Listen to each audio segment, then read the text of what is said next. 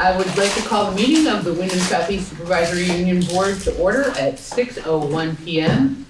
And if you'll just bear with me while I switch around multiple things on my computer, I need to read the following statement. This is a hybrid meeting, which means that some or all of the public body is meeting remotely, and some are meeting physically in a previously noticed location where the public may observe, listen, and participate contemporaneously.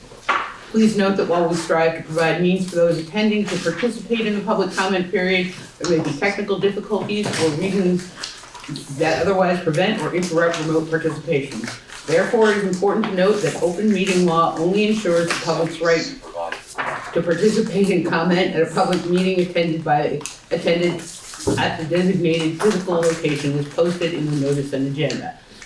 If a member of the public body has technical difficulties accessing the meeting remotely, please alert us by email.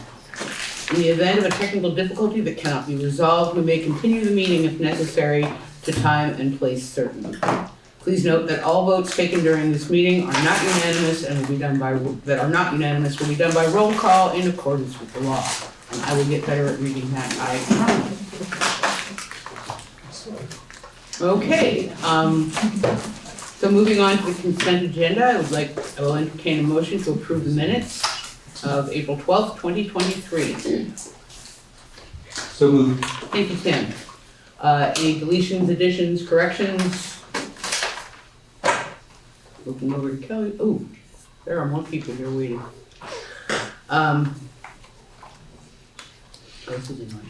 Okay, so recording in progress. Don't laugh at me. Are you all muted and everything? You're all muted and everything.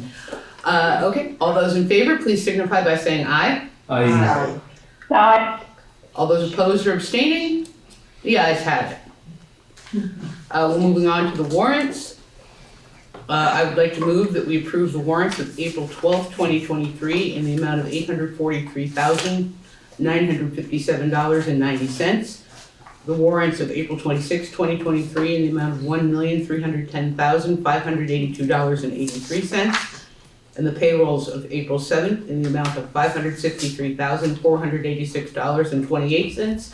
And April 21st, 2023 in the amount of $576,979.59. So moved. Thank you, Deborah. I have a couple of questions. Sure. I'm just really curious about a few of these. The admin retreat at Essex Resort and Spa for $1,200. Is that for a future retreat, or, I mean, is that for the June thing? That would be for likely the August retreat. Oh. Yeah. Okay, good place.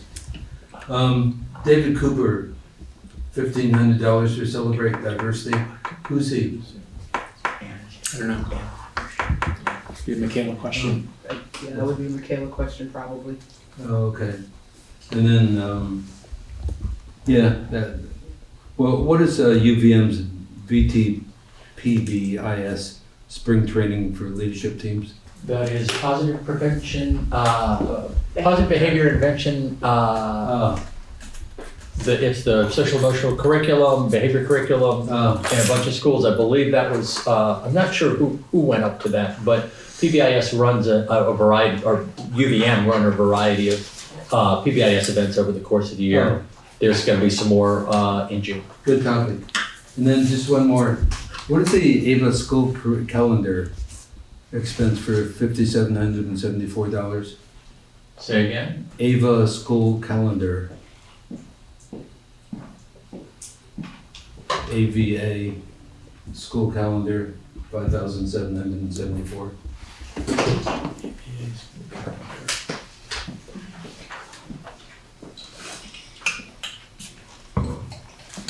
Let's see.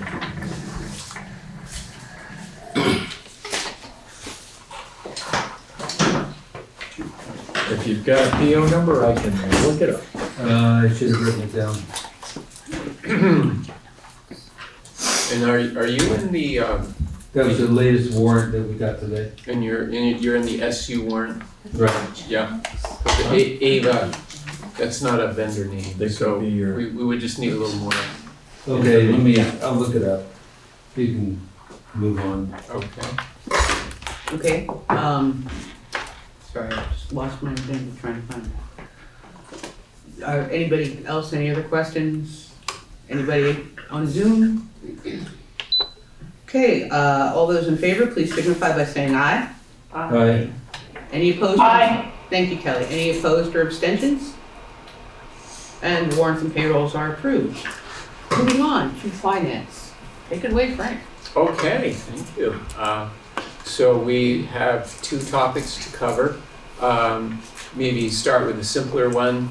We're very pleased, as I mentioned, we're hopeful that our transportation vendor would be able to extend the existing contract, give us time to apply for the electric bus and to see how we might come up with a different cost structure and operation into the future. But Cosmuscus, who's now been acquired by Beacon, has extended pricing at the 3% level for next school year. So we're very happy to just report that we will not have to go through the full bid process, and we will accept that proposal. And then Mark and I will be meeting with representatives from the company to establish routes and address operational issues. We are adding a bus for the regular ed routes, which will help alleviate some crowding. So that's more of just an update. And then we do have the results of our food service RFP. After a good deal of work, we have the results. I had sent you the proposals, and I only brought 8, so. yeah, if we make sure that our board members have a hard copy. This was sent out, bid results were sent out last, I think maybe Friday or Monday, and then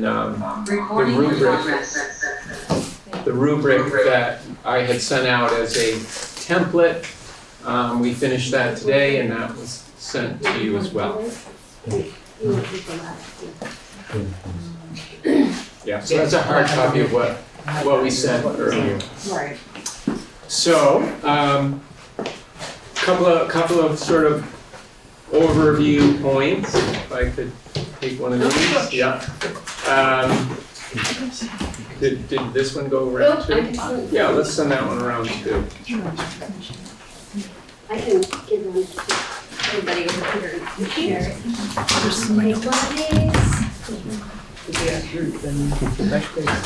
Yeah, that's it.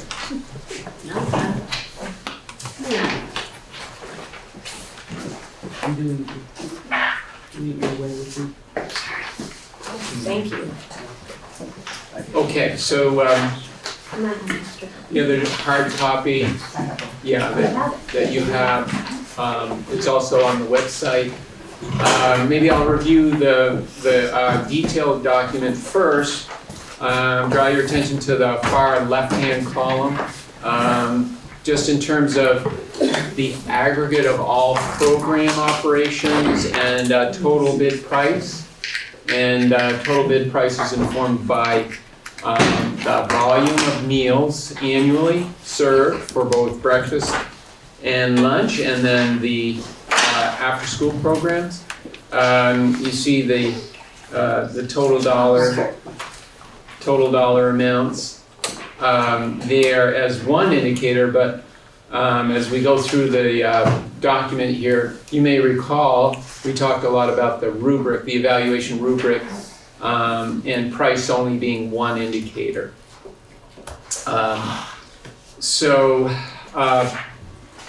You see that the two companies that have served a lot of schools in Vermont, Abbey Food Group and Fresh Picks, are sort of the mid-range in terms of the total pricing. Fresh Picks for the largest volume of what we do in terms of service to our children and in the food service program is in the lunch program. So that's the second column of data there. You see that Fresh Picks is bid at $4.18. And this, of course, is required in terms of its format by the Child Nutrition Program. And the Abbey Food Group is $4.62. So the Fresh Picks was significantly lower there. But actually a little different in the breakfast. So it's a much smaller volume of business for breakfast, just in terms of the quantity of food served. And you have a bid price, as you see there, breakfast $2.88 for Fresh Picks, and Abbey is a little bit lower, $2.50. But when we put those lines of business together, you see in total the Fresh Picks is a lower number than the Abbey Food Group. And as I said, once again, that's only one indicator out of 10 that we use to evaluate the bid. So maybe we'll come back to the rubric. This document is shared with the Vermont Child Nutrition Program Office, and it's the primary basis for the recommendation.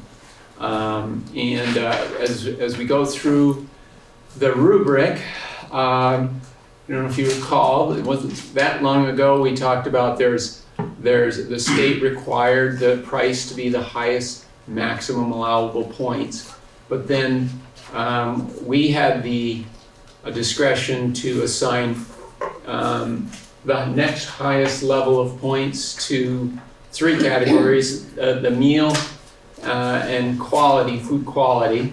So you see that on this first page.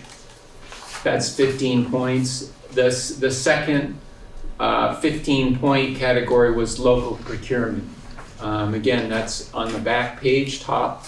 And that's a reflection of the way in which our food service program has evolved and the emphasis that we've put on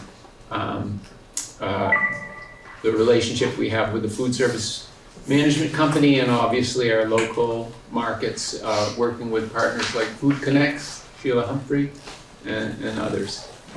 After the 15-point category, the 10-point category there's 3 of those in terms of importance of evaluation metric, and you can see the 10s are documentation and record keeping. Without that, we don't really have access to the approximately $2 million in reimbursement. We absolutely have to have systems in place that capture meals served and a variety of other statistics as the daily food service operation goes forward. Commitment to sustainability, you see on the reverse page, is the other third highest category. And financial strength and stability, obviously we need to be assured that we're doing business with an entity that will be stable and able to meet their obligations. So those are the top 3 categories. As you look through this document, what you're looking at in terms of the scores of the 4 vendors that participated is the evaluation input that's aggregated from various stakeholders that took a significant amount of time to read those 200-page proposals that you also have in the link into the website. So in summary, when you look at the back page, it's relatively close, but you see Fresh Picks has the high score of 88 out of a possible 100, and the next high score is 82 for Abbey Food Group. So our recommendation will be to renew the Fresh Picks contract and award the bid for the upcoming year that starts in about 6 weeks.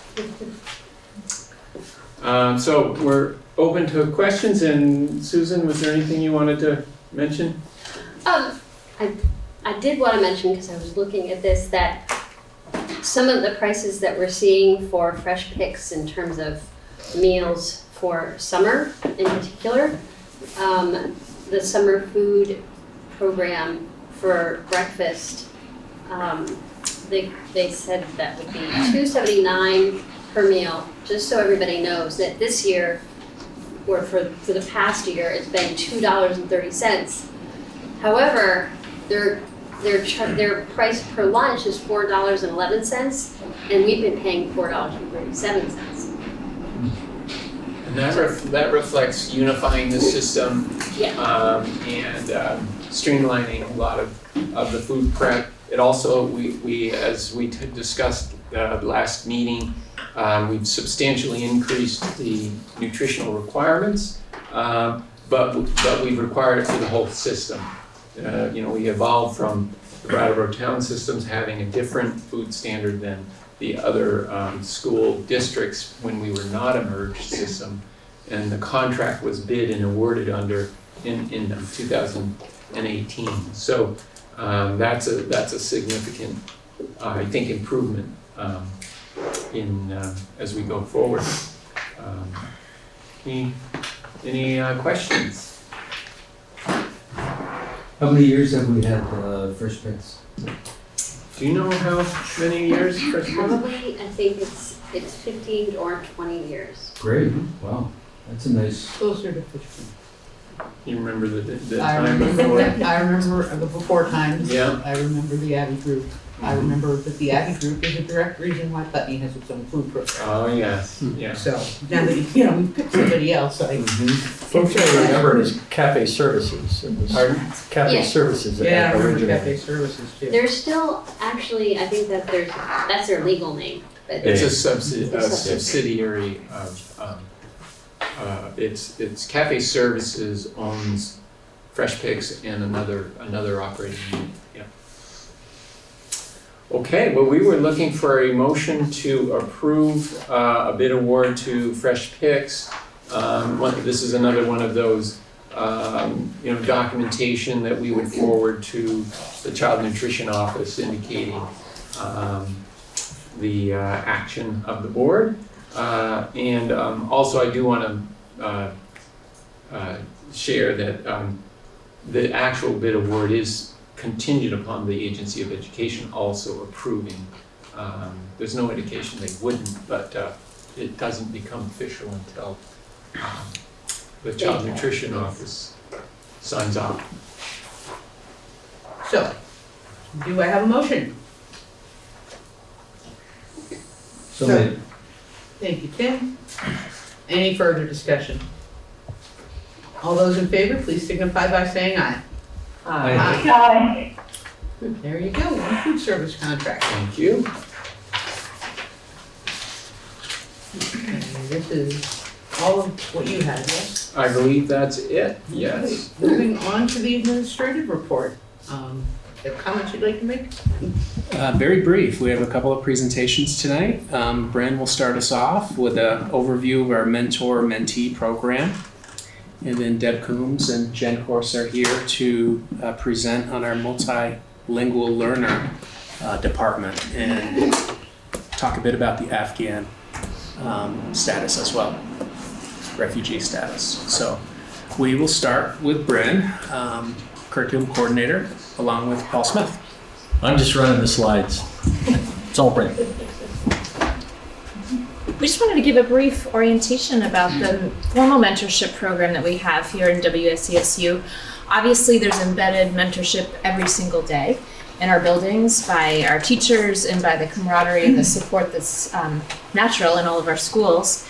In addition to that, we have a formal mentor program here, so we thought we'd share some information about that and take any questions and recommendations as well. So there are many ways that we support our new teachers. This is probably not exhaustive, but we have a 2-day new hire orientation before the start of the school. year that will happen the 23rd and 24th of August this year, right here in this building. Many of our new hires are already signing up upon approval to be part of 1% work that's happening with teams. So as teachers are writing 1% proposals and sending those proposals to you, often they're thinking about including those new team members with them to orient them to the work. Obviously, we have a very generous course reimbursement fund here, thanks to our contract, and so many of our new hires really take advantage of that, as well as their seasoned employees. Professional development days, both built into the school year. I believe we have 9 next year professional development days, as well as the opportunity for teachers to take professional days as well to observe in other classrooms, take professional development courses or conferences. We have embedded instructional coaching that's really focused on our new hires as a priority. And then we have our formal mentor program. So I just orient us to that in the sense that the mentor program is just one piece of the puzzle of supporting our new teachers. So we have layers of mentoring support for all of our new certified staff. For a brand new teacher to the profession, we have one-on-one support. So they are matched with a one-on-one buddy who meets with them weekly initially throughout the school year. Around this time of the year, some of those partnerships are tapering off to every other week as needed, and some are still meeting weekly, and that's a formal meeting outside of contract hours where the mentor is providing guidance on a range of topics. We also have what we call second year buddy, and that might be someone who's newer to the profession of teaching, but not a brand new teacher. This is also after our very first year of teaching. Our first year teachers kind of graduate onto second year buddy support, often with the same mentor, if that's a mutually beneficial partnership. And then we have what we call building-based buddies. So it might be a very seasoned teacher who's new to a particular building or a particular role in a building, and they would have someone designated at that building to support them, answer questions, direct them to the right resources. How do I fill out the field trip form? Those kinds of questions, and sometimes deeper questions as well. So those are just different layers of support that we have for our new teachers. And feel free to stop me at any point if you have questions. I do. Yeah. On the first slide, when you talked about professional development days, and obviously that is something that is coming up more and more, you said they have an option for additional days. So I'm wondering, is that built into, is there a number? I believe that administrators speak up to, I believe that that's at the discretion of the administrator in terms of, yeah, it makes sense to attend 1 or 2 or 3 days for this conference. If I've already taken 10 professional development days, yeah. Okay, thank you. I believe there is one professional development day embedded and written into our contract where teachers can go and observe another teacher within the district across schools. And that is protected in our language. Yeah. So if you wanted to observe and go across disciplines or even across school sites, that counts as a professional development day?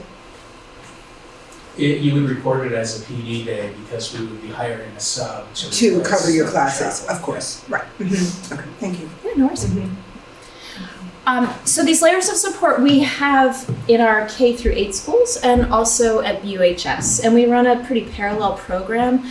But Casey Dean is running as the coordinator at Brattleboro Union High School, I believe for the 2nd or 3rd year this year, providing that more high school lens approach to new hires here. I've been running the PK through 8th grade mentor program, as well as we've had several nurses join our mentor program this year as well in that group. In these groups, we have periodic meetings throughout the year to be professional development for the mentors and how to support new hires, how to coach, how to deal with things that are coming up in the classrooms or in their mentorship relationships. It's a really nice opportunity to, and in fact, we just had our last one today upstairs, for mentors to gain insight from one another, like, hey, I'm facing this challenge, or how did you find time to go observe together? These kinds of things. There are formal observation cycles within the semester. So often a mentor and a mentee will go together to observe another teacher, and often they will observe each other and give each other non-evaluative feedback about the process. There's documentation and paperwork because some of this program is paid for through consolidated federal programs grants. And so there are documentation, high level of meeting topics that are covered. any questions about that. I'm really grateful for Casey's support at the high school. He's done a fantastic job running that program here. And we did coordinate on this presentation. He can't be here tonight, but we worked on this together. And I mentioned this. So there's stipends for using all of this extra out-of-contract time.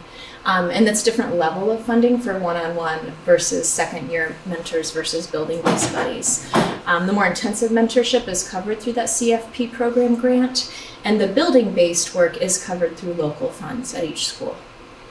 We've had an interesting situation this year where we've had a lot of new specialist teachers, new PE teachers, new art teachers, new nurses, when there's only one of them in a building.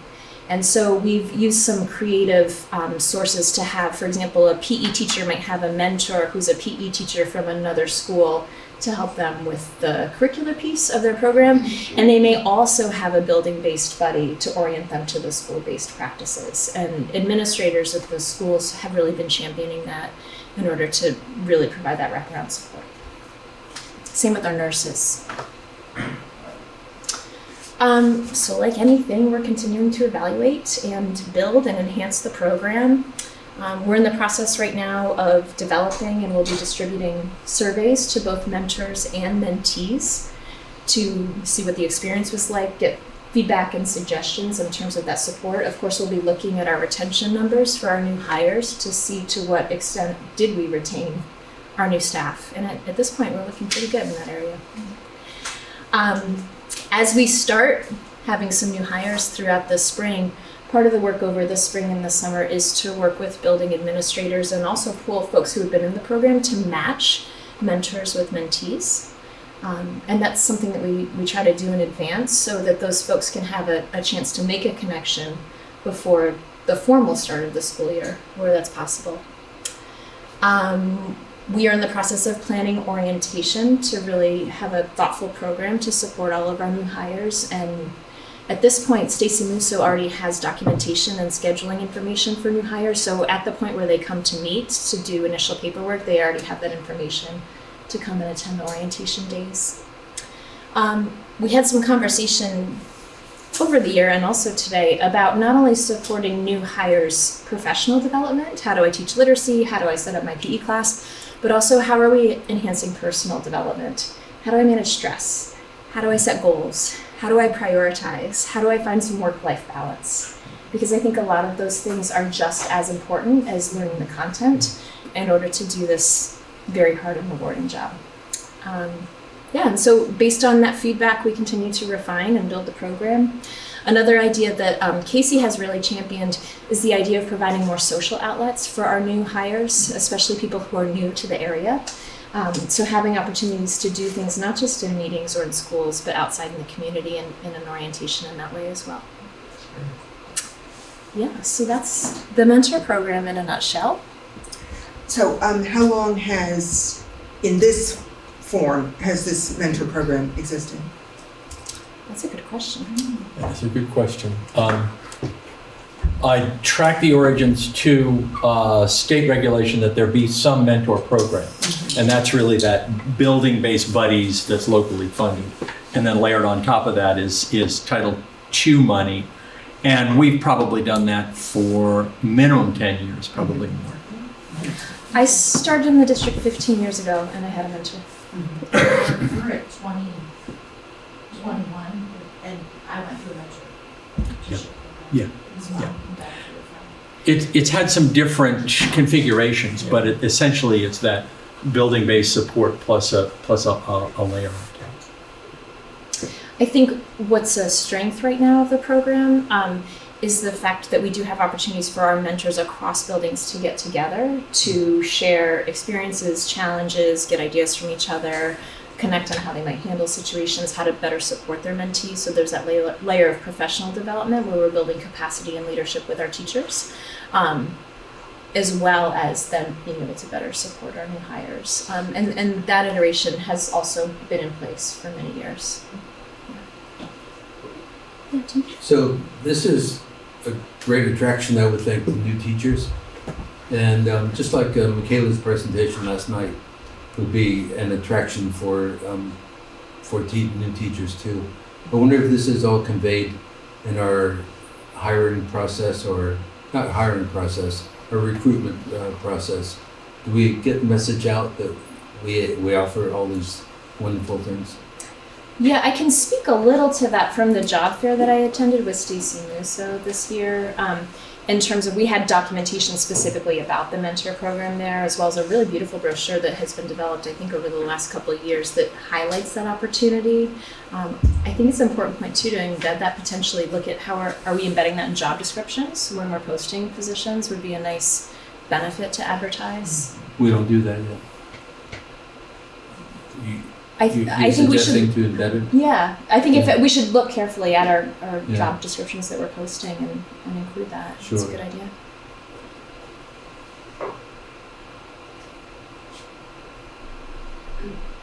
All right. And I have one more question. I'm sorry, I forget, the last presentation you gave to the SD was, who were they? Instructional coaches. How does And the district instructional coaches. coaching program, does it overlap or touch on this? Yeah, it does. So I would say that instructional coaching is another layer, and our district level coaches are another layer to support our new hires. So we prioritize coaching cycles with new hires, with both our instructional coaches and our content specific district level coaches. A piece of feedback that has come from the mentors the last couple of meetings is how nice it has been to have those coaching opportunities for their mentees, so that the mentor, the formal mentor, can really focus on supporting the day-to-day operations and almost the social emotional well-being of teachers, depending on the need of the teacher.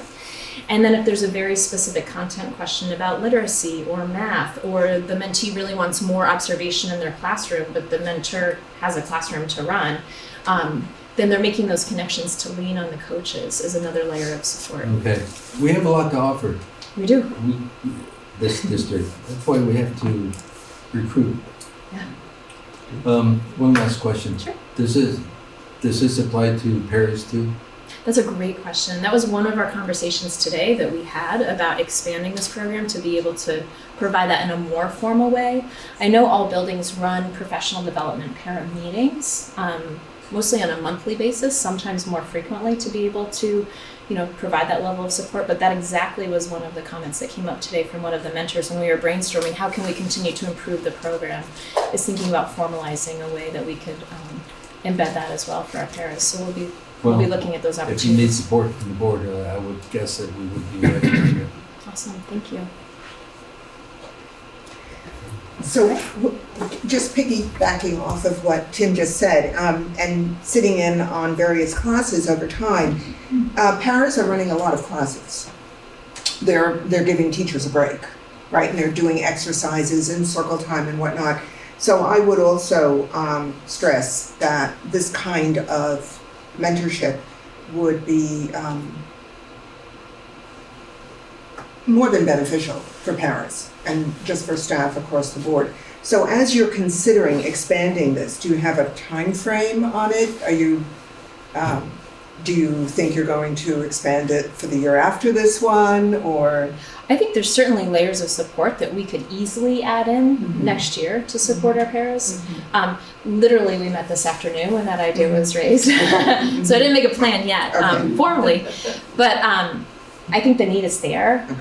I think you're right, Deborah, too, that especially with staff absences and substitute shortages, there's times that our paras really step up because they are the most trusted and knowledgeable adult in the classroom to help support the classroom when a teacher's not there. And often without the same layers of formal training that, our certified staff have in the building. So continuing to build that and build that mentorship, of course, it's something that we'll want to do. So I would propose bringing that to our leadership team. I can't imagine there's a school administrator who would not be in support of providing, more of that for our paras, and then looking at what kind of systems can we build in to do that. There would not be space in Title IIA to provide that level of support for the paraeducators.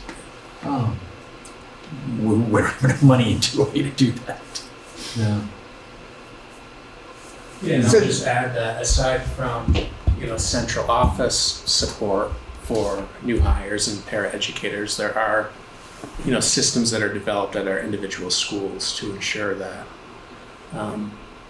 those folks have people they can lean on, rely on. There's consistency in para meetings with administration. And typically there are some para leaders at each school that kind of assume that modeling as well. And they're tasked also with assisting with mentoring around the para portfolio, which is within the first 2 years of employment, paras have to kind of prove certain competencies through professional development, participation of staff meetings, those para meetings.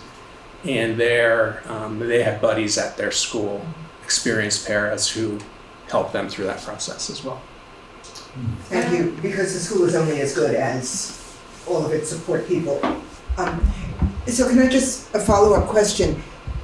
Paul, did you just contradict, when you talked about Title II, what Brin was saying? Or how does that relate when you talk about Title II funding? Title II, Eisenhower funds, teacher professional development funds, is the layer on top of the building-based support that provides stipends for mentors to be mentors for the teachers. Right. If we were to construct a parallel system for paraeducators and pay those folks stipends, I don't see how we would fund it with Title IIA the way we do currently with teachers. So we would just have to consider it when we consider the next budget. Potentially. And another thought I had when you brought that idea up, looking at this slide with the 6 different components in it, I think there are multiple layers of support that we can offer. And if the stipend payment is not a possible, our budget has already passed for next year, possibility for next year, I was really speaking to the fact that I think we can be really creative in thinking about the additional and creative layers of support that we can embody, because the mentor program really is one piece of a multifaceted puzzle to support our teachers and paras and kids.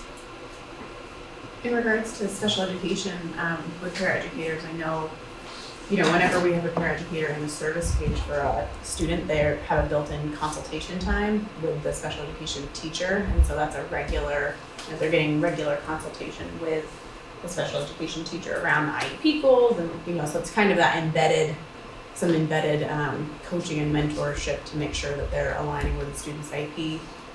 And then additionally, for our paraeducators in, our behavioral programs, our SIP programs, and our intensive services programs, they have an additional 45 minutes in their week on their time card, and that is specific to PD after hours. So we pay them, more money to stay longer, and they do specific PD with either the VSBA, that program, or the intensive service special education teacher. And so there's definitely, lots of layers of different types of supports for educators doing different work throughout the district, I think. Yeah, and instructional coaches are not just for certified staff. They're available to work with all staff at all our schools. So. Paras are involved in our new hire orientation and receive professional development training at that event as well. There is some course reimbursement money for paras to use. And many of our coaches have actually shared they've really loved coaching some of the paras this year, that's been a really positive partnership. So we'll continue to look at creative ways to do that, and thank you for your offer to think about creative funding beyond this year. I think long-term it would be great to think about ways that, in our contract that we can support paras that have, that are really excellent paras that might be interested in pursuing licensure. And, currently that's not really possible with the amount of PD money that they have access to. So that could be something to consider in the future as well. Yeah, great. Okay. Thank you, Brent. That's Thank very you. great. Thanks. Nice presentation. Thanks. You're welcome. Thank you for your support. We're going to switch presentation gears. Should we head over that way, or That's good, yeah. maybe not? Jenn and Deb Coombs are our ML leaders, directors, and they provide wonderful leadership to our school district and make many connections with organizations outside of our school community as well. So I don't have permission to play one of the media objects. Sorry. So it's really exciting to provide a platform for Jenn. Jenn Court, thank you. And Deb to present their work. Deb, got it, thank you. You want me to run it? You want me? Call me when to move. Okay, thanks. Hi, everybody. Thanks for this opportunity to meet with you and share a little bit of our stories, our program, and really highlighting the work of our students, families, and staff. I feel very fortunate to have the job that I do. So we are just here to share a little bit and also answer questions, receive any feedback. It's just a chance to share out. So a little bit about we are the Multilingual Learner Program. And if you don't mind advancing the slide, Paul, that would be awesome. We are. So this is just sort of some basic information about our program, because we realize some of you might not be familiar with it. So we work pre-K to 12th grade for the district. Pre-K is something that we're sort of moving into a little more with some legislation that has changed recently. So we work in all the schools in the district, depending on where we have students. We have 4.5 certified staff in our department currently. And we were fortunate this year to get some funding from the State Refugee Office that allowed us to contract with 2 liaisons who have been helping us with Dari and Pashto with our Afghan families who've moved to town. And here they are. Wow. Netta and Abdul. Netta works at Brattleboro Savings and Loan now. Yes, she does. Yes. Did she just graduate? Yes, she did. She did. Because we were in the STEM class. Yes. And so her last class. Yes. Okay, very So, cool. again, those relationships Wow. continue. Mhm. We have the great fortune of working with students who then become our partners in our work. So Netta has really taken the lead in reaching out to families who speak Dari as their main language, and Abdul to families who speak Pashto. And so, and again, in addition to our work, they have formed relationships with families and are, a person to turn to when there's a question. If they are not able to answer it, they also turn to us. So it's not just communication, it's creating bridges and helping facilitate that close connection between our school district and homes. Now I think. Yeah, thanks. We tried to kind of put in a nutshell our overarching purpose, and that's to celebrate the assets multilingual students have. Linguistically, we have many students who are not just bilingual, they know 3, 4, 5 languages, and so celebrating their linguistic assets, cultural diversity, and just who they are as people. Also, our work is to promote academic achievement and social-emotional well-being to help students reach their dreams. So that's hopefully we play a part in that, but it's really all educators in our community. And the social emotional piece has become increasingly a part of our work as we're working with more and more students who have come through pretty traumatic circumstances. These are some students last year who still keep in touch. And then also linking parent voice as well to our school community and helping facilitate those connections. And we didn't just kind of wake up one day and think about all this, that we work to make sure that our district, that we are in legal compliance we have entrance criteria and exit criteria. ELL is mandated when we have students who are learning English as an additional language. And we have made sure that we're not just complying, but really providing quality programming for students. We have an umbrella of standards and proficiency consortium called WIDA that really guides a lot of the academic language building work and serves as a professional resource. We have the great fortune of working with the AOE coordinator, Stephanie Vogel, who has really helped us as educators be involved in helping make decisions around best practice for students. And also we work with teachers. We also work with classroom teachers serving resources. And if a teacher has a new student in their class and English is a new language, how do we make that content accessible and understandable? How can they learn, art and language at the same time? Some classes are a little easier than others, but it's about ways to provide access to instruction and also school communication, so we help coordinate that. Some of our high school students there. These are the languages that are represented in our district currently. Our families and their children speak a wide variety of languages, as you can see, and it is a constantly changing picture for us of students coming in more languages with our district. And it's also a variety of contexts and experiences that have brought people to this community as well.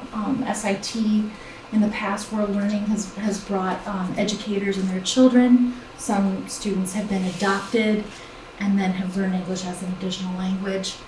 And then of course we have quite a few new families who've also recently arrived. Some of the students that we work with. Just because it's nice to put some faces to what we're talking about, it makes it more interesting. So this is our teaching staff along with our liaisons.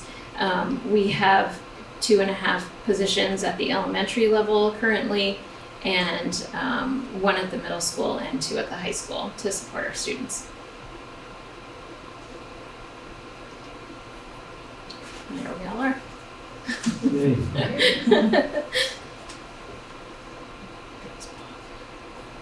So part of the purpose of our coming to present some information to you tonight was to talk about the changes that have occurred in our department within the past year.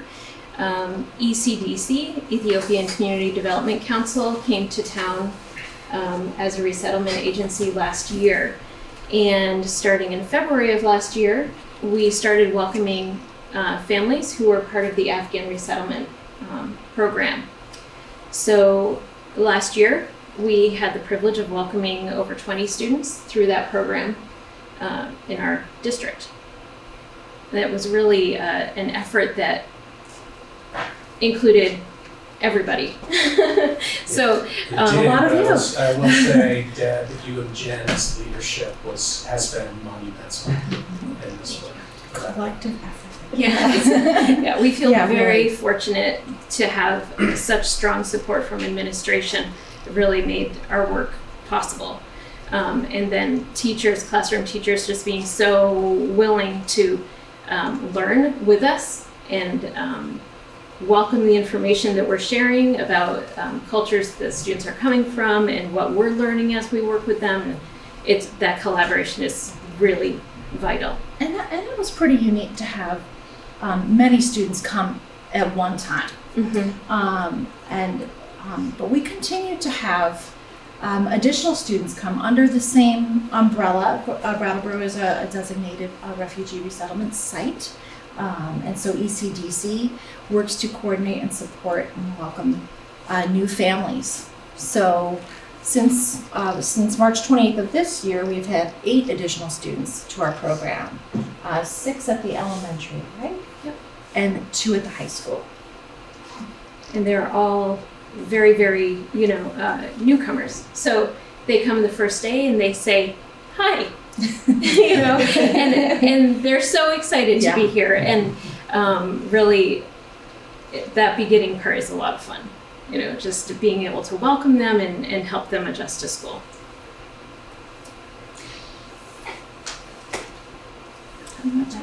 Next one. So we thought, as we were reflecting on this past year, what has been successful for our students, because ultimately that's our goal, is to have school be a successful experience for them. One important thing is that our students have really formed good, strong relationships with their peers and with their teachers and other adults in the schools. And that it takes a lot of work, you know, but it's a real benefit and helps the students to face every day the challenges that they are facing. More? Yes? That's good. Yeah. Just more students. It's at the middle school level. We continue to work with just having some time to check in, SEL. I mean, hopefully our classroom is also just a home, it can be a home base for students. Sometimes we put our direct academic teaching to the side to just check in with students. And again, that's not just us, that's, you know, our community in general. Our teachers who have placed that as a priority for to check in with students, counseling, navigate. I mean, and we're just hopefully a resource for students and families to navigate a new school culture. There's a fair amount of change going from one school to another. And you know, what's valued, what may be expected, and it's not to say that one is necessarily better than the other, it's just different. And these are the kinds, you know, there are certain things that are also unconscious, like even around what's expected around eye contact, or is question asking okay. I think that is often new for students, that questions are encouraged. And so, or a lot of what do you think? And that's a cultural shift sometimes, not always, but that's something that we walk students through.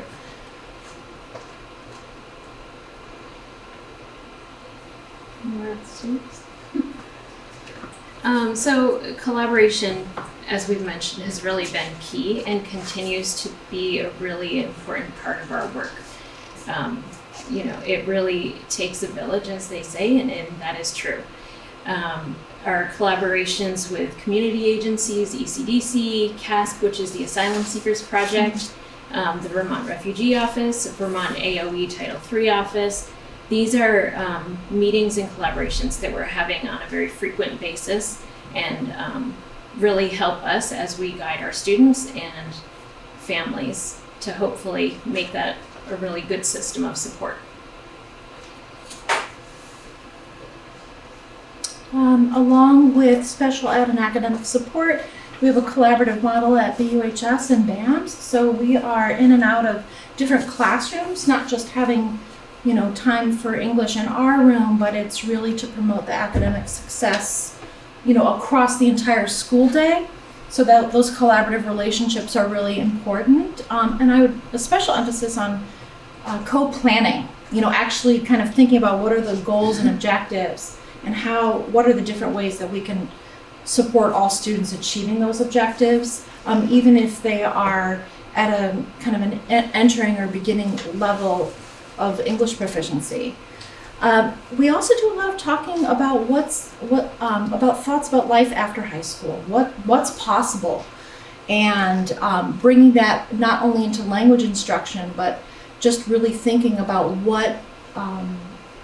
what exists out there. So Holly Hammond has been phenomenal, that partnership with VSAC, and thinking about how it may be possible to fund post-secondary learning or training. And another really powerful experience for me this year has been working with the health office, Rebecca Olmsted, and the United Way for students and families who do not have dental care, to work with Windham County Dental Center. And there's a great partnership with the health office, Rebecca will take students on the first Wednesday of every month. And, we've had students who were struggling through the day, and were able to find dental care and really on an ongoing basis really receive support for a basic healthcare need. So that, and that was also with the help of liaisons, and we worked together to visit homes and make sure that families were able to sign up. So that was, Good. that's Did you ongoing. say you visit homes? That is great. My, That's a privilege that, we get. I think I told you my wife is teaching for SIT Afghans and Eritreans in Yemeni. And the extra linguistic help they need is tremendous. And actually, as we speak, the men are having a soccer game, and the women, as always, are at home. To get the women out into society is such a challenge. Interesting.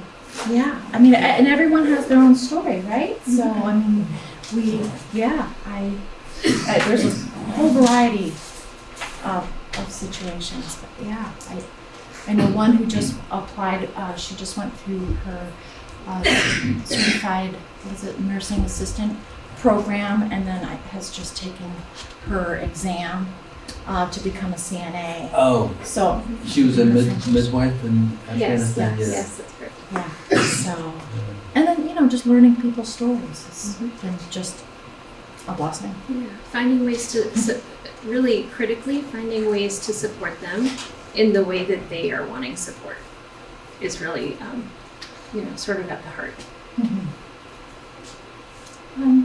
Our colleague Olivia made this slide, and she just wanted to voice the importance of collaboration and how valuable it's been to have common planning time on her team to be able to strategize about, to inform her practice around what are the goals and instruction that's coming up, and then strategize how can we promote students being successful with the content and also social and emotionally. So that co-curricular planning time has been huge for her. So coming up here, we have basically just a bunch of different ways that students have been able to explore the world around them. And these are students at Academy School, working some in the forest, building different things, hands-on in the classrooms. This is the video. I'm sorry, I didn't give you permission, but it's just a student who was able to do a skiing program this winter, and these are the words of his mother, just saying, thank you so much for giving him this opportunity.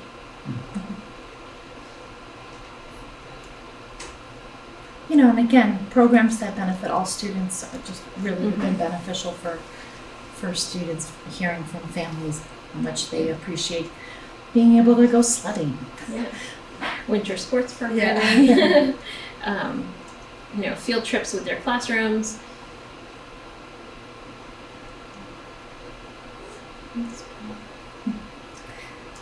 This past weekend, we had the opportunity to present at the first ever conference for multilingual learners and those who work with them up in Burlington. So we thought we would share the presentation with you there. If you have interest to look at that, we were able to present with our liaisons, which was a special opportunity. It was really just kind of reflecting on our year, our biggest learning and experiences, and how that can inform our work ahead. That's awesome. So, what can we expect going forward? We know we now have this resettlement agency in Brattleboro, which is a great privilege. These are their projections for the coming years for fiscal year 2024. ECDC is anticipating 110 refugees to the Brattleboro area.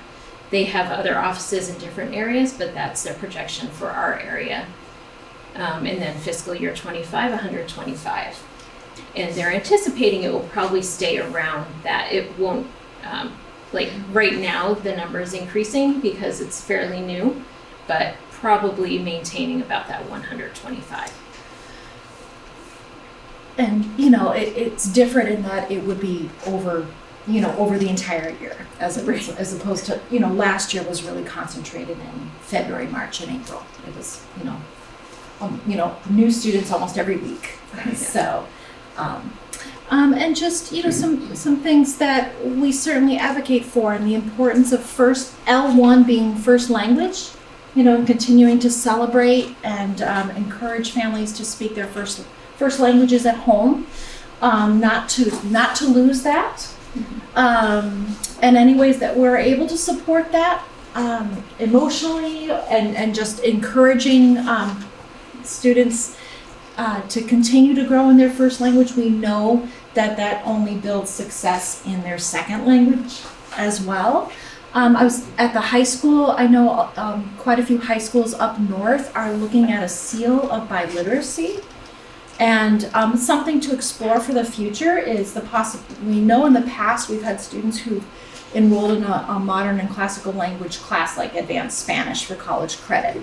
So we've had a lot of students who have had Spanish as their first language continue to be able to grow in their Spanish learning while also adding on their English. And you know, it has been found that is really the most successful situation when students can grow in all of their languages. It really promotes learning in both. And we also just continue to value the importance of background building. We know that, you know, the power of technology and just hands-on experiences. Students come with a variety of different school experiences, and so part of our work and the work of other classroom teachers and paras has really been to add pieces and also tap into what students' prior learning is. Continuing to build relationships and all those activities we do in the district to build those just definitely benefits our students and families. We'd like to continue to help bridge that and coordinate that in ways that families can access. You know, again, summer camps through our district, camps like Beams, having more time to connect with other students. These programs have just been invaluable. We also look to advocate for students in ELL class, but also have, you know, any initiatives that have been ongoing to promote school-wide and district-wide best practice systems serve our students as well as all students, and just encouraging the voices of parents and families in leadership roles. So we certainly reach out to parents and families for different ways that they can have a voice, and we'd like to continue to do that. And we are available for questions, feedback. So I have a question. Tim and I are the advisors to the Student Advisory Committee, and one individual in particular, Habame, would like to initiate a program where students are linked with families, especially with girls and women, because going to the issue that Tim just raised about the women being at home, there's this disconnect that can be gender-based. So can we put her in touch with you for that link? Does that make sense? Or does she do it through the high school? I mean, the first step I would think would be to stop by our classroom and just okay. check in with. Jen's at the high school. Yeah, I'm at the high school. That's why I'm looking to. And I know how Right. so I can also reach out to her. There, okay, And, you know, just kind of thinking about thanks. that topic. I mean, I know like Netta, who works with us, I was really, Yeah. it was really helpful to know that she has created a women's messaging group for all women who who don't just use oral language. So, you know, anyone who's using a phone to text, there's a whole messaging system related to just supporting women with school-related topics, and also just, you know, other topics as well, community topics. So, I mean, that's, yeah, certainly talking about that. And you know, and I also echo Deb's thought in that, listening to students and families and where their priorities are. I think it's a two-way street and thinking about what are their needs and learning a lot more, learning about them. Because I certainly have benefited, and it's ongoing, it's never ending. So, Just helping our students as they navigate this sort of cross-cultural transition, in being able to maintain a respect for their family's values and beliefs while navigating this new culture that they find themselves in, is, it's a delicate balance. I know from my experience, there's this tension that exists between the family, the older members of the family, and the younger members who are, moving in this very American society, which can go counter to a culture. And I'm wondering if there is flexibility, and forgive me if you've already said this, if there's flexibility in the program so that ML students can gather occasionally across language, across culture, but gather together as an affinity group. Because they're going to have certain shared experiences that go beyond language acquisition. I think that's a large role in our work, is our space and being able to do that in our classroom space. Okay. And I think it happens with our instructional time, it happens outside of our instructional time. We have a gathering next week for the purposes of just coming together and really, again, pre-K through 12, in order to be able to just spend time together and make those connections. Across culture and across language. Right. Yes. Because it was a unique situation for us here in Brattleboro to have a group of people from a country come sort of quickly, and what we continue to learn is how different each family's culture is, even though they're from the same country.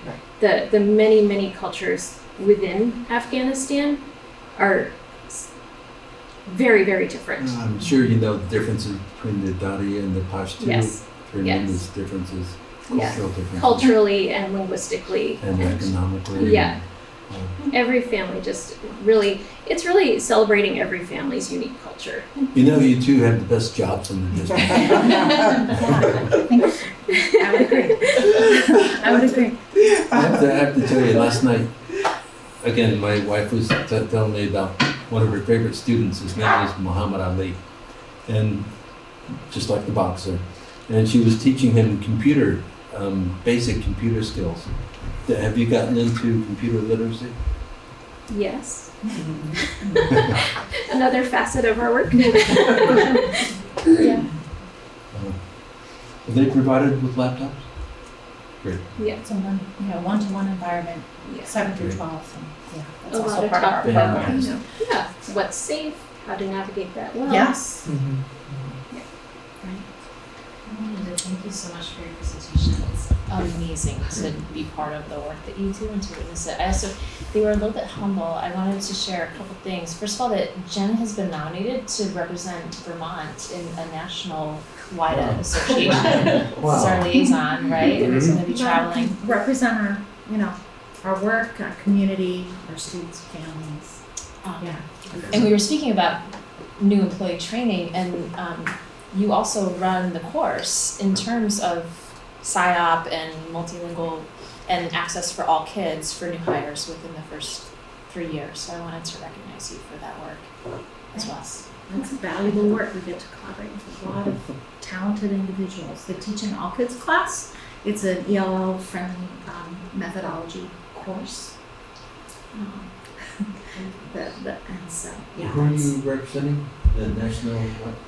It's a voice. It's a liaison role between Vermont educators with WIDA, which is the board that makes our standards and assessments, and then also it's an advocacy group as well. But it's kind of our main umbrella for the work that we do with our state and our state guidelines. Congratulations. Thanks.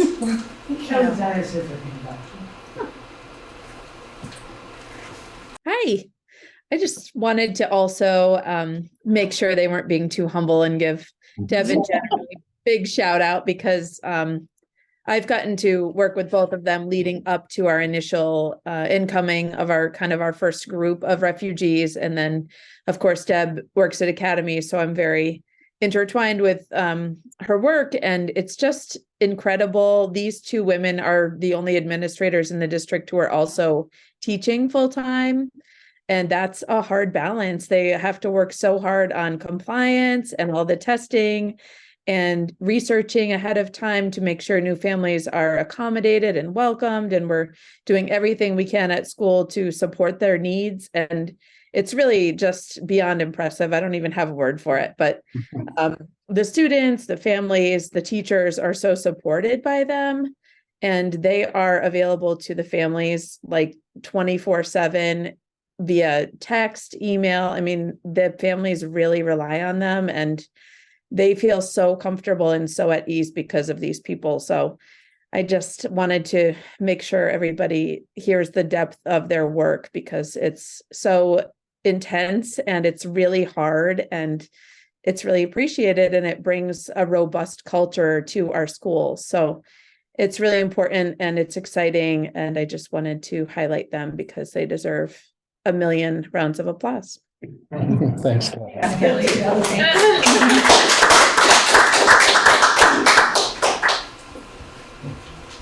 you.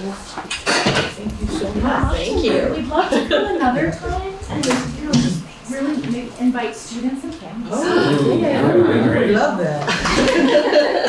They're the best. They're the experts.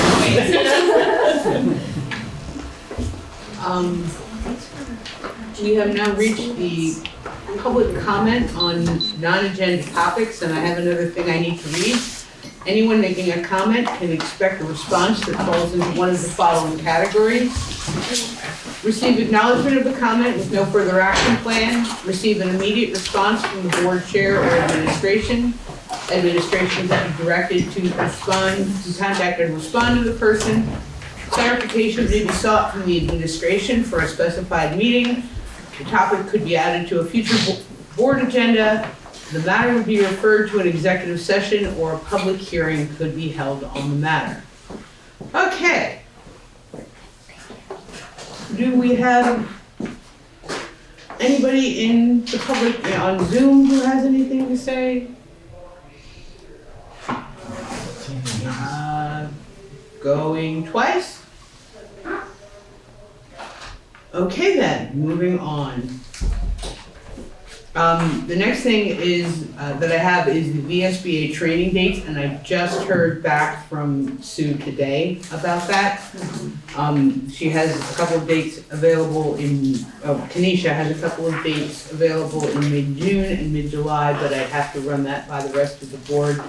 They have a new trainer who, if Kenesha's not available, they'd be willing to take over. I offered the criticisms that were offered to me, and she really, really seemed to hear them and is talking them over with trainers. So that's all the further that I can move on that right now, because like I said, I got the response a couple of hours ago.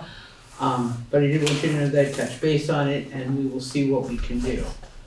So on the last agenda, you had a series of dates down there.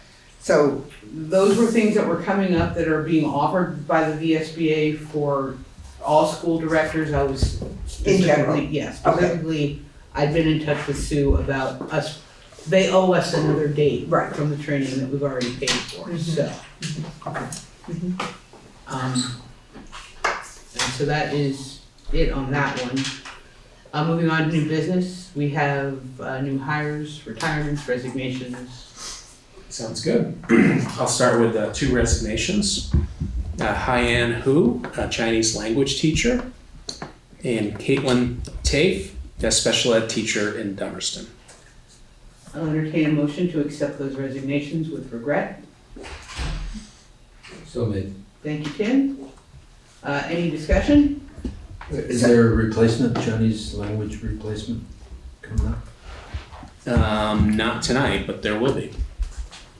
Yep. So granted, not tonight, but do you mean you're hoping for someone for the beginning of the school year? Yeah, Got of it. course. Okay, we'll go with it like that, okay. Oh boy, Putonghua. Putonghua. Sorry, that's Okay. meant, that's meant. I mean, he knows that. Sorry. All those in favor, please signify by saying aye. Aye. Aye. Whoa. Aye. And any nays or abstentions? Okay, Okay. We have a handful of new hires. Brenda Lee Lynch, SLP for early childhood. Brian Bittner as a literacy coach. Emily Fens, integration specialist. Heidi Nystrom, special ed teacher at Putney. Kaylee Steer, special ed case manager for the SU. Maureen Parzak, a special educator for Academy School. Rotina Gong, a special ed case manager for BAMS. And Samantha Petit, special ed case manager for Academy School. I would entertain a motion to approve those hires. So moved. Thank you, Deborah. Any further discussion? All those in favor, please signify by saying aye. Aye. Aye. Any nays or abstentions? Super. And you didn't have any retirements, did you? No. Okay. The next topic is the superintendent evaluation, which by contract we owe to Mark by January 15th. I've been in touch with Sue Soglowski from the VSBA. It has been the custom to hire the VSBA to conduct the superintendent evaluation.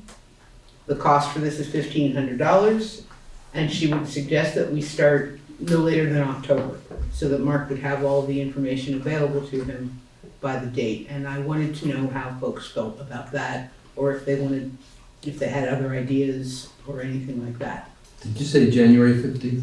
Yes, that's when we have to have it completed and in his hands. Oh. The same format as last time? The same format as Last? Well, the contract states we will give Mark an evaluation by January 15th. Okay. So how we do. That was about the same time frame this year. Yeah. But what the evaluation will look like is not necessarily a mimic of what was just done this prior year. Not necessarily. Correct, I agree with. Yeah, they would Right. meet, they would meet with us to talk about the things that we wanted to evaluate and things that we felt were important. And then they'd lend their expertise to us about what they understand to be important. And then they take it from there. They send out all of the surveys, they aggregate the data, they report the data back, and then we would talk about it with Mark.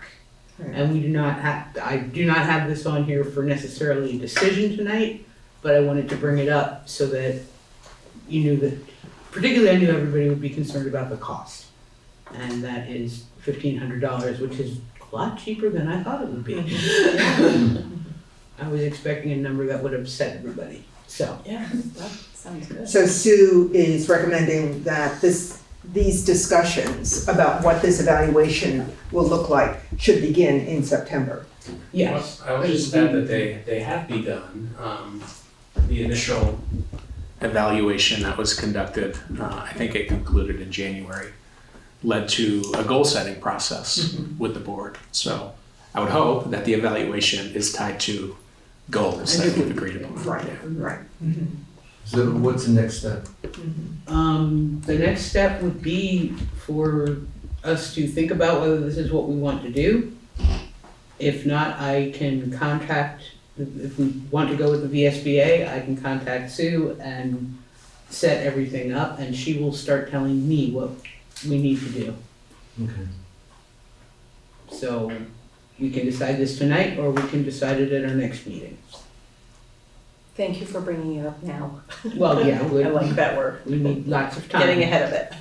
So just to play this out, if we do not go with the VSBA, I'm gonna say the obvious, we have to figure it out for ourselves, Yes. or contract with someone else, Mhm. potentially. Mhm. Mhm. And I do not know who that someone else would be. Right, neither do I, yeah. So, my awareness of the process, because I was certainly tuning into every SU meeting, it felt as if it worked to be on the outside, not to be on the SU, but I thought the survey itself was decent, with space for comments. My only disappointment about the process is that as a member of the SD board, I was not privy to the evaluation. We never got it on the SD side. We participated, we did the 360, as did everyone, but that information was not transferred over. So it only resided here in the SU. Well, I don't see any reason why we couldn't correct that next time around. You know, I mean, I think it would be helpful. But anyway, I'm now on the SU side, so obviously I'll be privy to it. But I'm just saying, I just thought, So you want it shared after the fact? just as the SU, we as board members get the evaluation after the fact. If in terms of the VSBA collating it, pulling it together. So on the SU in executive session, you get to see this and discuss it. Okay. And so what I'm saying is on the SD side. And Vernon. Well, I'm glad you. Sorry, I have to say that at least once I'm Vernon. No, so yes, so thank you. Yeah. I'm so glad you're here representing Vernon. I've got to remember Vernon. But that we didn't get to see it. We participated, but we didn't get to see it. We never got any. Yeah. We never got any feedback. Yeah. Nothing. So that would be something that we should consider. I think some of us had tried to funnel that query to Sue Zaglowski. Actually, it was asked at an SU meeting. It was asked if this would be shared, and the answer was yes. But then it was left, and maybe the question wasn't specific enough at the time. So what was shared, because I was the one that did it, was the results of the survey, which led to a goal-setting process with the SU board. Those goals were then shared at a following SD board meeting and a Vernon board meeting. Right. Well, is it feasible for the SD and the SU just to get together and do the whole thing together? I don't know. It might be too many people, but I certainly would want their input. So maybe we should have a discussion about the things that they would like asked, as well as the things what Vernon would like asked. And because I know one of the questions that occurred at that SU meeting with Sue when it was all in the planning stages, would we be able to read the comments? I mean, it was like a 1 through 10 kind of, but it's the comments that make sense. It's the comments that tell the story. And she said yes. So I just want to raise that as just something that we should think about. I think that's a great idea. So sharing results with both district boards. And seeking input from the other board for the nature of the evaluation, for the things that they are also interested in evaluating. Right.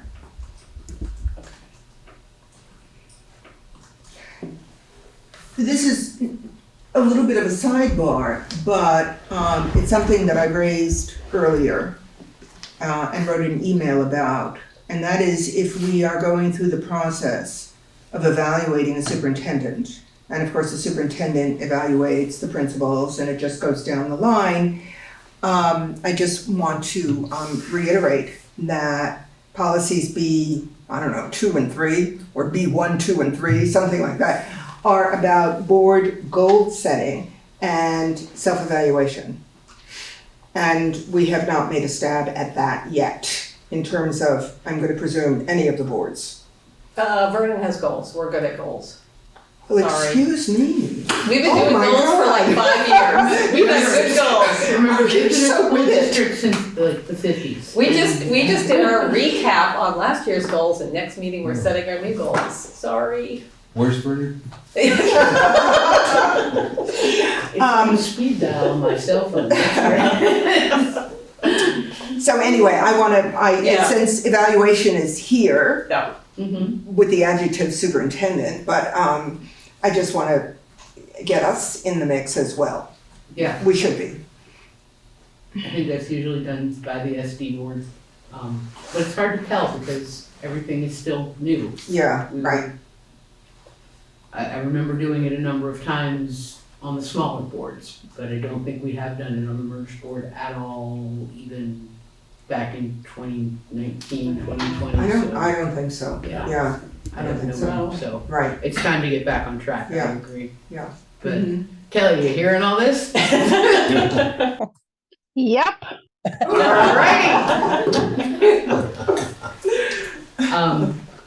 So, do we want to actually make the decision? Would everybody like to have the opportunity to look for other entities? Or shall I just go ahead and contact Sue and start the ball rolling?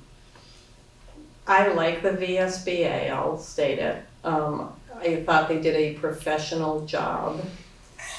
I think we could put more of our own spin on it if we would like to. I think last year we were coming up against deadlines and it was like, do it. But we're starting nice and early now. So we could have those conversations. It could be something we talk about at the retreat. How do we wanna work together as boards and do this? So we could tweak it in our own way. I trust them to get it out and do the full 360s like we need. I would have absolutely no idea how to do that ourselves. Yeah. No. And I would have no idea who to go to. And that price sounds good, so I'm happy to move forward with them. I just theorize that just because I don't know anybody else to go to doesn't mean other people don't know somebody else to go to, so. I'm fine with VSBA, Okay. but offer them $14.50. I'm also fine with the VSBA. I mean, I have my concerns about the VSBA, and I've been outspoken about that. However, we are members of the VSBA for this next year, and $1,500 is a modest amount of money for what they're going to do and produce.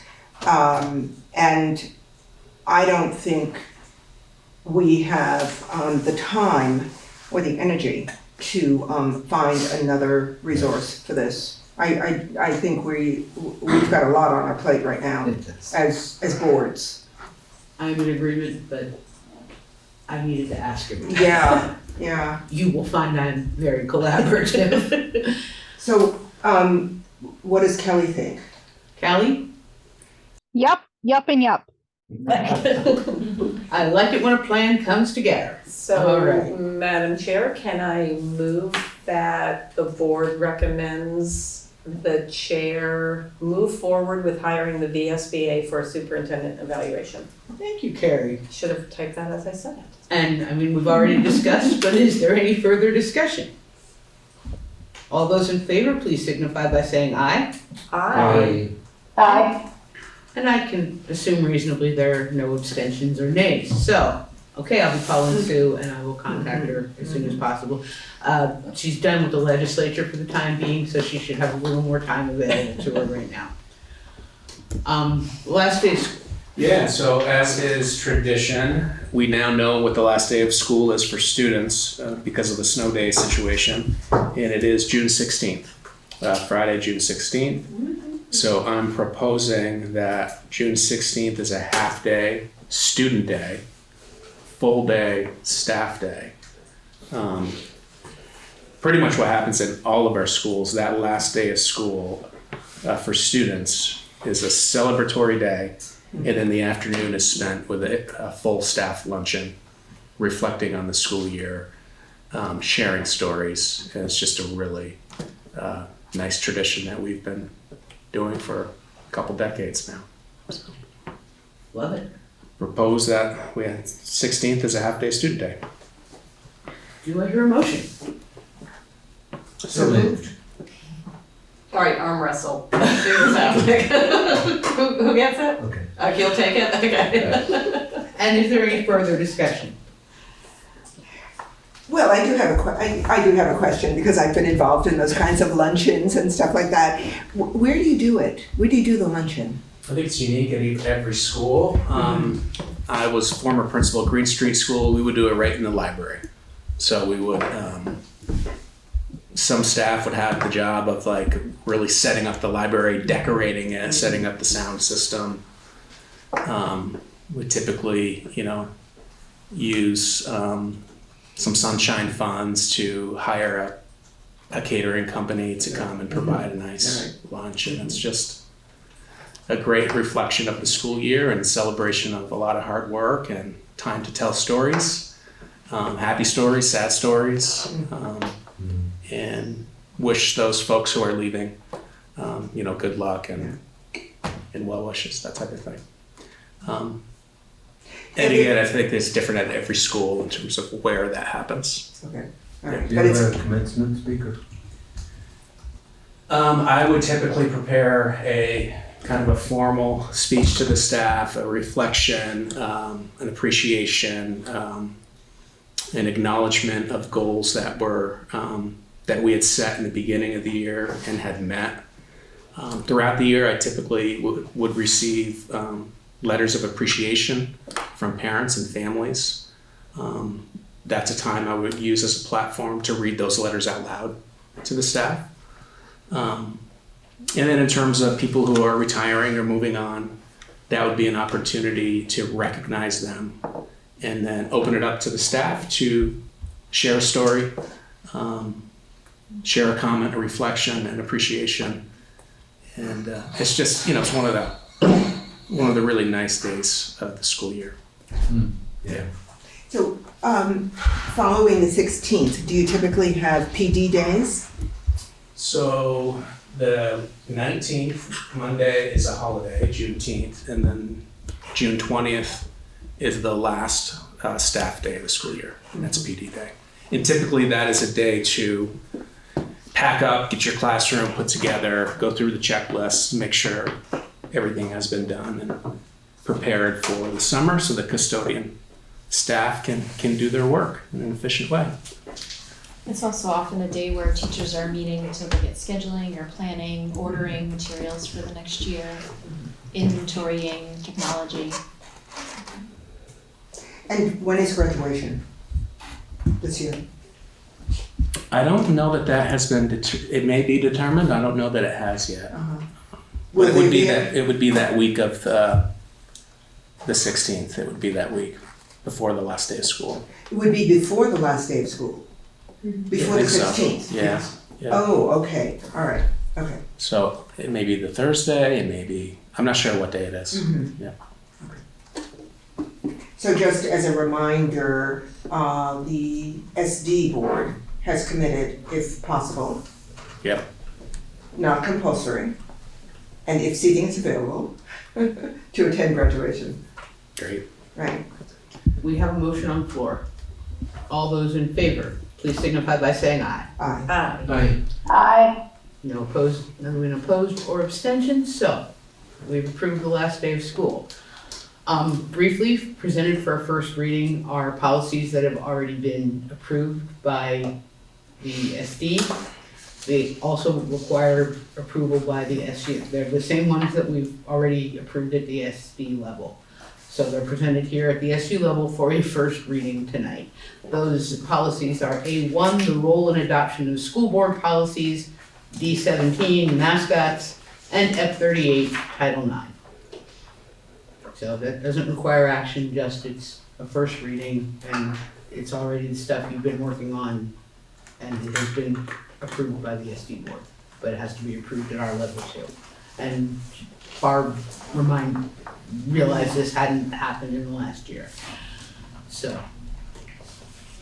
Yeah, because that would be that would be my question. It's like, wow. So policies are finally coming to the SU, which is what Carrie has always said would happen.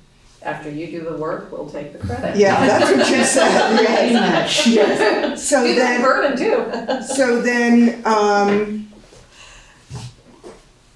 my question is, what qualifies? What's the qualifier for a policy to come to the SU?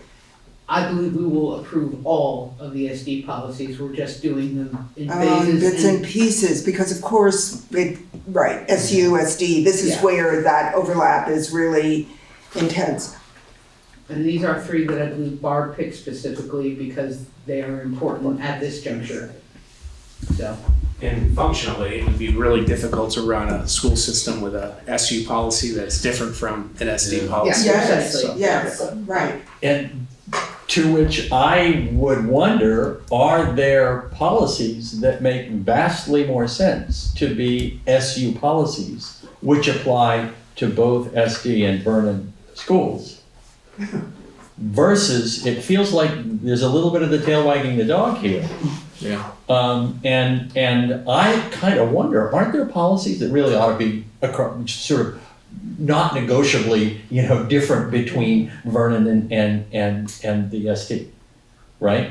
Mm-hmm. So would it make more sense to say, okay, let's think of those policies that are really critical and make them SU policies, and maybe even pull them out of SD or Vernon, so that they kind of have umbrella effect. And then if there are other policies that might make sense to have to at least allow for variation between SD and Vernon. We have local policies in Vernon. I guess we feel like we have the SU policies, and then we have local board policies, just literally specific to us. You've got your whole tuition. Yeah, I guess. Right, we've got tuition. At one point we had school board members having computers and how we were gonna regulate that. We've always had a couple of our own. But yeah. I don't know, is there anything weird, and weird's not the right word. I feel like the SU has a very specific, in my opinion, special education, transportation, food services, and curriculum. Those are our buckets that we deal with. So if the policies fall under those, that makes sense. I guess I'd have to look at all the policies and be like, there are any number of policies that don't really, wouldn't fall into any of those. Wouldn't fall into those, so I don't know how to think about it. So. Just a question. I appreciate it. I think it's an important issue. Let me understand, the student body, the students that these policies ostensibly apply to are SD and Vernon students. That's where the students reside. And then you have a mix of adults who are SU adults. Is that correct? Who go across the districts. Does that make sense? Yeah. Okay. Well, I'd have to think about that, but conceptually, it would seem that the policies should come out of the student-based structure, and then this is interesting, and I think it warrants maybe a conversation at the policy committee to figure this out, although that we're not. SD policy. Say it again? That's an SD policy. Well, I know, I just realized I made a mistake. But then as I think about these three policies that are down here, these are great, they belong here, but then I think of others that I would like to see front and center here as well, that would pop out for me. So, I suspect the reason that the SD is doing it in this case is because there are a lot more people to do the work. because we would be a committee of the whole in this case. And Kelly, you have your hand up. Well, you started on what I was going to say, which is it seems like a logistical nightmare to have this put onto the SU board, in part because the SU does not have a policy committee. And to expect, realistically, to expect that there would be a policy committee of the SU board, I think it's unrealistic. And I think if it's just kind of like I don't mean to say rubber stamp, because I don't think that any of this is a rubber stamp of anything, but to allow the SD board, where they have a policy committee already in place, I think it works well. They seem to be like pushing out the policies. They seem to be very responsive to the community concerns and suggestions. And I think being mindful of which policies we should be moving along to the SU, just being a little more mindful and more proactive about that, I think is, from my perspective, that seems to be, but for the ones that specifically deal with things that the SU board has sort of jurisdiction over, it seems like being more mindful and more proactive about getting the ones sort of officially through the SU seems like it's a better option, such as is happening now. I mean, I take Paul's suggestion, as a very good suggestion. I just don't know how realistic it is to have the SU board with only 5 members to be able to create and run a policy committee that's going to do what the policy committee at the SD board is going to do. But I would say that I'm sure that the policy committee would welcome people from the from the Vernon board to contribute, to participate, and sort of put that little bit in there, so that if there is something that is going to come to the SU board, that there is some Vernon participation there during that time period. Should we ask Pietro? I'm not sure that that's necessary. Okay. I think this is more. Oh, I'm very happy with it being in Deborah's hands. It's not in my hands. I'm very happy with the current committee's structure. How about that? Very, very happy with that. And I mean, there might be some policies that would be specific to the SU, but I'm not sure. And I guess those should potentially be brought to an SU board meeting. Yeah. Right. Yeah, that is. For instance, the contract is employees across the district. Yes. Across the SU. And that's, why we're adopting from what we've got, like we did back in the olden days when there were 18 of us on the SU. That was fun. Well, we had better meals. So, but yeah, it is something to keep in mind, I guess. Just maybe it's not something we can do right now, but we could ask the other members of the SD what they think as well. The other board members. Okay, I'm not quite sure what we're talking about right now, how fine-tuned this is. And this, I think this has to go maybe to the policy committee for us to turn this out a little bit and think about it, or,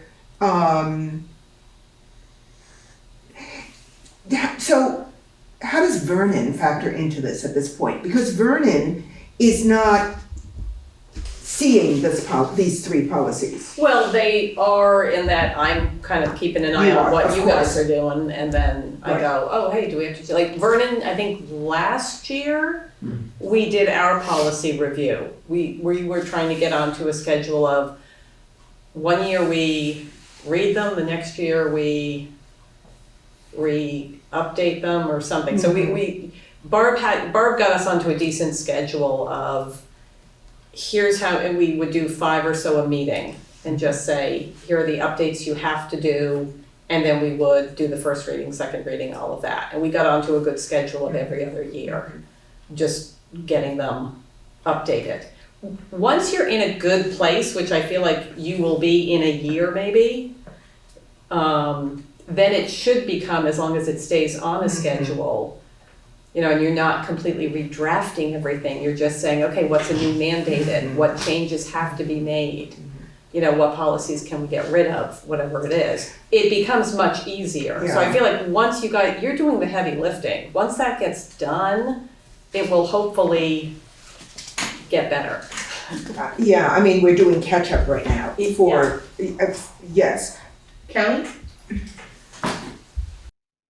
Yeah, I'm wondering if it's possible to get like a list of the policies that, maybe we should look at a list that the SD has done, and also maybe a list of what the policy committee is considering, to try and get into context what actually, I mean, if there's like 5 policies on the horizon for us to look at adopting or approving, I mean, that's not such a big deal. If there's like 30, then, I mean, I guess I'm wondering if we can sort of try to compile a list of ones that we need to address sort of in the shorter term. Yeah, I think, sorry, can I speak? No, of course you can. That's what Barb is doing right now by putting these 3 specific policies on here. You know, earmarking, you know, the D17 and F38 are, we've recently done, I think F38 is that the one that's like 26 pages long, 22 pages long, something, that's Title IX, that's Kate Margitis, yeah, that's huge, and we can't change anything in that policy. Right. That whole policy is legal. Mascots, that's another easy one. We cannot change anything in that policy. We can only add to it. Yeah.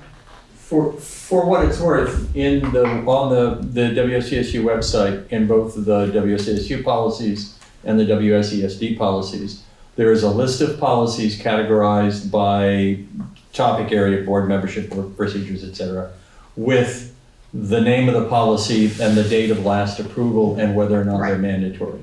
Right. And it's often, you know, we're going to look for those that are mandatory and haven't been approved for 10 years, 15 years. They're going to be the ones that are going to come up. Mm-hmm.